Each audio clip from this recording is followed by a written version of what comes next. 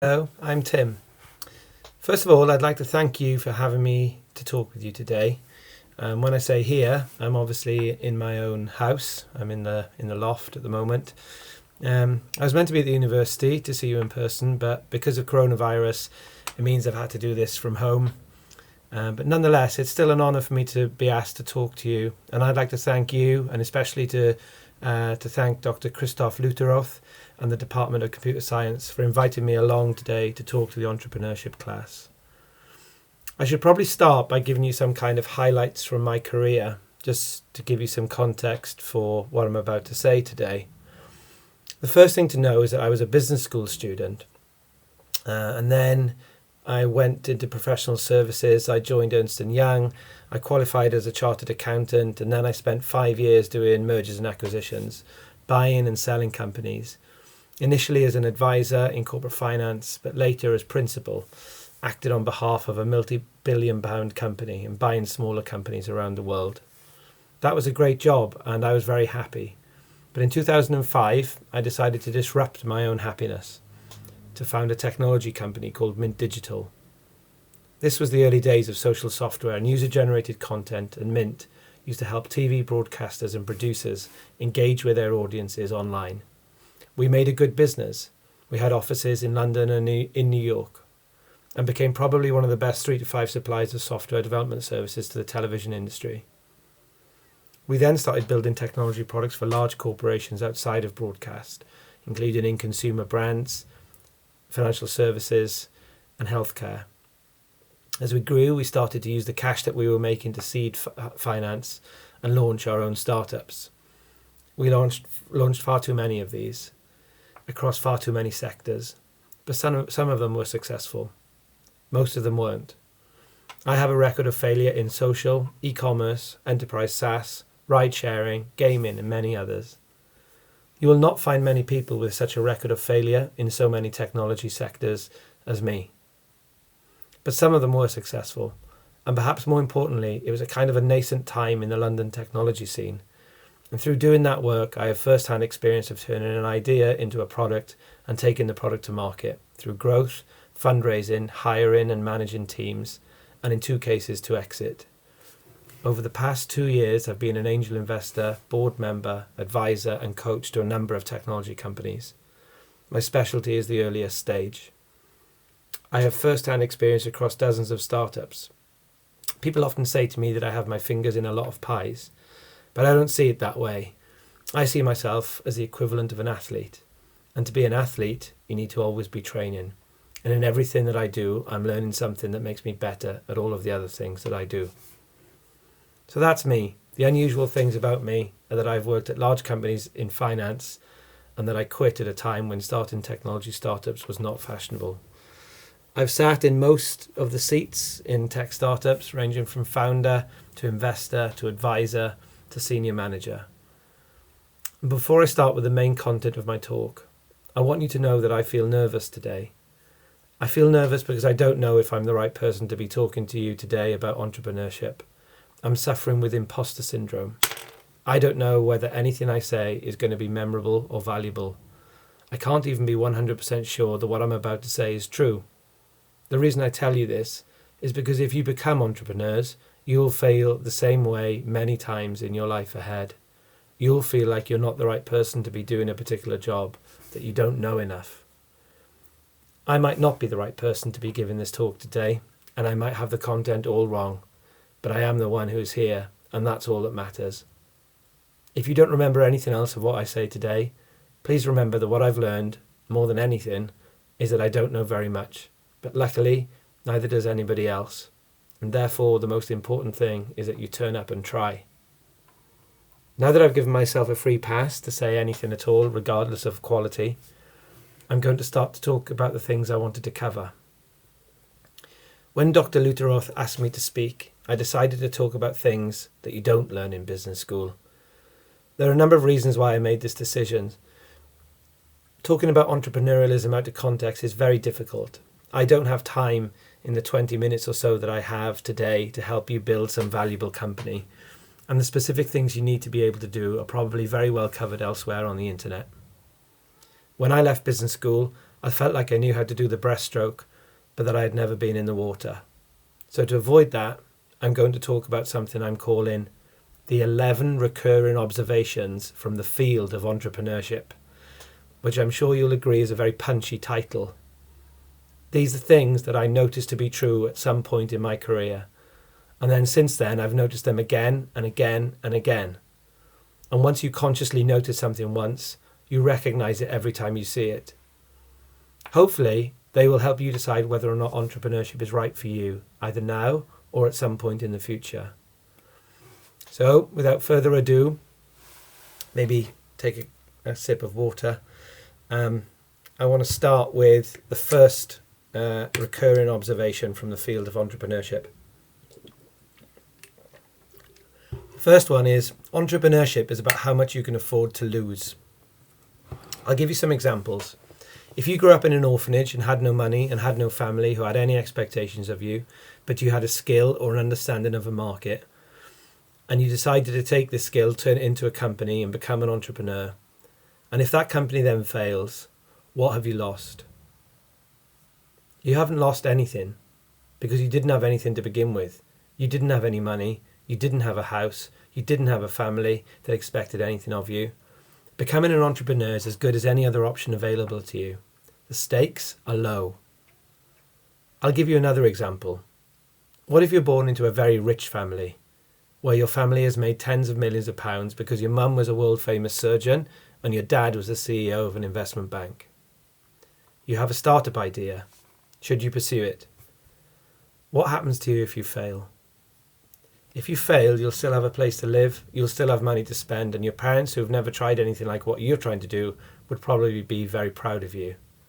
In fact, one of the few things you couldn't do would be to become a regular surgeon or a middle manager in an investment bank. Some people have nothing to lose because they have nothing at the start, and some people have nothing to lose because they have so much at the start that they might as well take the biggest risk that results in the most notable outcome, because the social currency within their household is very high. So who does that leave? It leaves everybody in the middle. If you come from a middle income family, maybe your parents didn't go to university, then becoming a middle manager at an investment bank is a considerable achievement beyond what your parents might have achieved in their careers. By starting a company and becoming an entrepreneur, you are risking losing the thing that you could have done instead, that on a probabilistic basis would have resulted in a better result for you and your family. If your startup fails, what do? Go back and get the entry-level job at the investment bank? You're behind your peers now. Start another startup? It's a constant game of blackjack where you're never sure whether to stick or twist. But every time you twist, you need a winning hand more than each of the previous times, until in the end, you have to take the biggest risks. Most startup entrepreneurs are aiming for roughly the same finish line, but they don't all start on the same starting line. Recurring observation number 2. To be a successful entrepreneur, you need to be 7 out of 10 smart, but 10 out of 10 are getting stuff done. The thing about smartness is it's relatively easy to test for. It might not be perfect, but if someone ends up with a PhD, they are probably smart. Getting stuff done is harder to test, because most young people haven't really been in an environment where they've needed to get something done without someone asking them to do it. If you're 10 out of 10 smart, but 2 out of 10 for making things happen, you're probably not going to be as effective as an entrepreneur who is 7 out of 10 smart and 9 out of 10 at getting things done. Recurring observation number 3. Entrepreneurship is best learned by doing, and doing takes time. Therefore, successful entrepreneurs need time.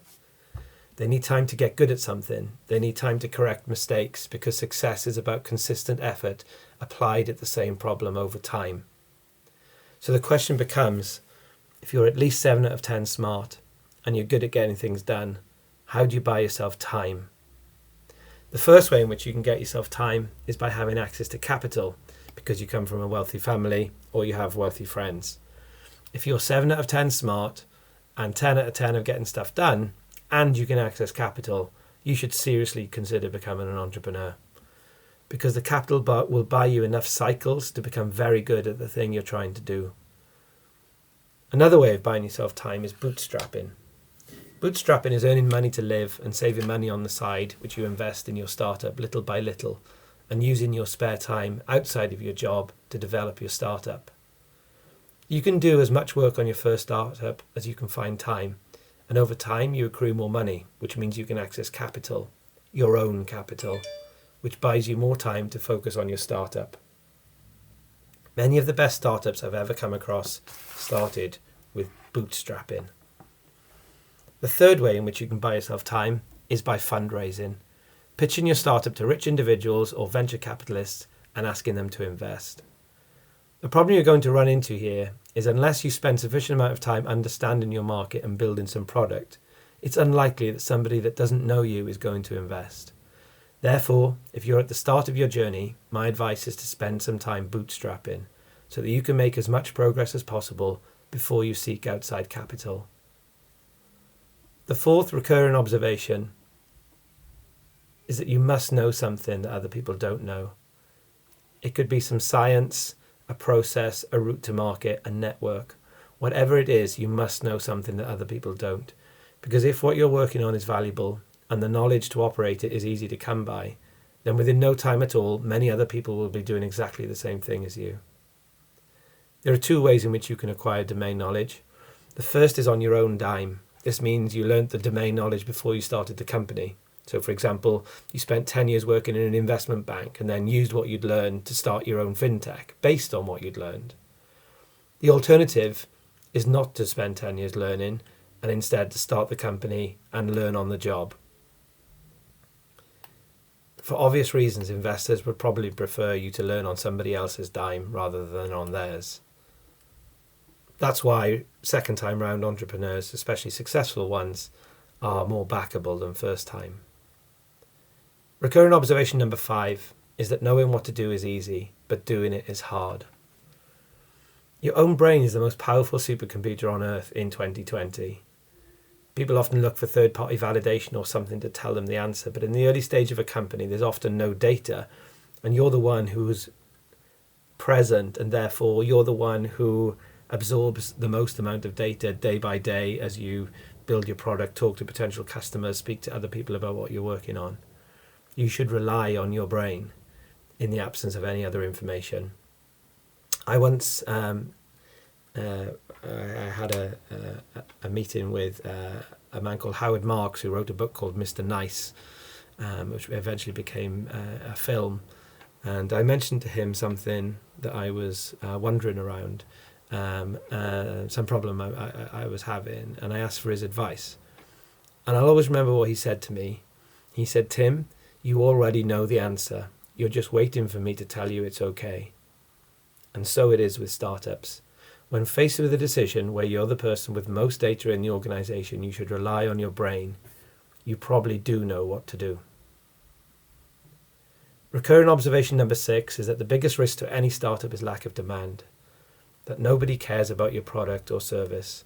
And therefore, once you've started, my advice to you is to try and find out as quickly as possible whether anybody cares. To do this generally requires you to make some product or service and to take it to market. My only caveat to this is if the world's most powerful computer, see rule number 5 or whatever the one before was, about knowing what to do, is telling you otherwise. Occasionally there are good reasons why you must wait before finding out if there's demand for your product. Recurrent observation number 7. Progress is mostly a feeling. When I was a startup founder, people would ask me, "Tim, how's it going?" Sometimes I had something good to say. We've just won a new client, we've just hired some people, we've just raised $1 million. But most of the time, there was no highlight. I didn't really know whether I was making progress other than a feeling that I had. And again, I had to rely on the supercomputer to tell me whether I was or I wasn't. If you start a startup, one of the best ways of validating it is to see how you feel about it over time. If you become more inclined towards it, that's probably the world telling you something that is worth pursuing. If you become repelled by it, you should probably stop and try and do something else. Recurrent observation number 8 is that at scale, all businesses are really about the management of people. Once you have product market fit, so you've overcome the problem of lack of demand, it becomes about managing people. When I was at business school, I never considered this, and I thought being a successful business person was about product and market, and to some extent it is. But once you get the product in the market, it's about people. Initially, I thought the management of people was some sort of like kind of necessary evil. It wasn't really where the action was at. But I've learned that this is the most fulfilling and rewarding work of all. It is the most important thing. And if you get it right, it will make you feel better than any of the other things. Now, we're about to go on to recurring observation number 9. And I'm going to give you a warning. From here on in, a soft and woolly talk is going to become even more soft and woolly. This is like philosophical stuff, but I think it's true, and so I'm going to share it with you today, and hopefully it will strike some sort of chord. So recurring observation number 9 is that I think the goal for everybody in the world, in life, should be to realize themselves. And the reason I'm telling you this in a kind of entrepreneurship lecture is because becoming an entrepreneur gives you an almost unique opportunity to discover yourself. First, you'll have good times and bad times. You'll learn what you're like under pressure. You'll learn what you're like when everybody's telling you that you're great. But you'll also be able to determine what you work on, how you work on it, what the priorities are. You'll also be able to have a heavy influence on workplace culture. And so being an entrepreneur can be a kind of fast track to realizing who you are. And in my opinion, that is almost the point of life. So you should consider it if you're interested in that side of things. Recurring observation number 10: founding a company is as close to the real world as you can get outside of the military or medicine. I'll tell you an anecdote from when I was younger. When I was 14, I was pretty confident. I'd be cheeky to my parents. I'd get up every day, knew what I was doing, knew where my friends were. And in each day, I sort of felt like I was living a fairly independent life. But then I went on my first overseas residential trip without my parents. And I remember feeling homesick. And at the time, I just sort of like homesickness is a thing. But I'm not sure it is a thing. Looking back, I don't think I missed my parents. What I missed was having someone in the background telling me I was doing well, encouraging me, who would support me no matter what, and would set a routine for me. That gives you a safety position from which you feel like you can be yourself. And I think that it doesn't just apply in childhood. I think it applies in adulthood as well. But founding a company isn't like that, or it is like that. It's like being on the overseas residential, but all the time. There's often nobody there to set a routine, nobody there to tell you what to do or to make you feel okay if you're worried about something. The stakes are high, it's lonely, and there's no viable do-nothing option. Recurring observation number 11. Humans either seek comfort or they seek mission. Now, I think everything in nature is a scale, so it's not binary. So imagine a line with everybody on it. And on the one extreme, there are people who only seek comfort. And on the other extreme, there are people who only seek mission. But imagine person A, who wants nothing more than a big house, great holidays, and a luxury lifestyle. Now compare that with person B. Person B cares about a cause so much so that they spend 20 years in prison for it. I'm sure you can think of examples of people who've done that. When considering person B's life, person A would say, what bad decisions they've made. What were they thinking of? They could have had a luxury house like me, but instead they made bad decisions and they spent 20 years in jail. But when considering person A's life, person B would probably say, what bad decisions they made. They never found anything worthwhile, so they just accumulated a bunch of things.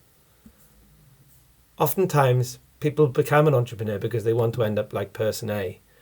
But I believe, on a probabilistic basis, this is a bad choice. If you want to be person A and you're smart, there are easier and safer ways of achieving it. If you want to be more like person B, then becoming an entrepreneur should be something you should consider, and hopefully you won't end up in jail. That brings me to the end of my 11 recurring observations. You'll probably be pleased to hear that. I hope it's been useful, or at least thought-provoking. If you have any questions, please send them through to me via Dr Lutteroth, and I will do my best to answer as many as possible. Thank you, and best of luck with the rest of your studies.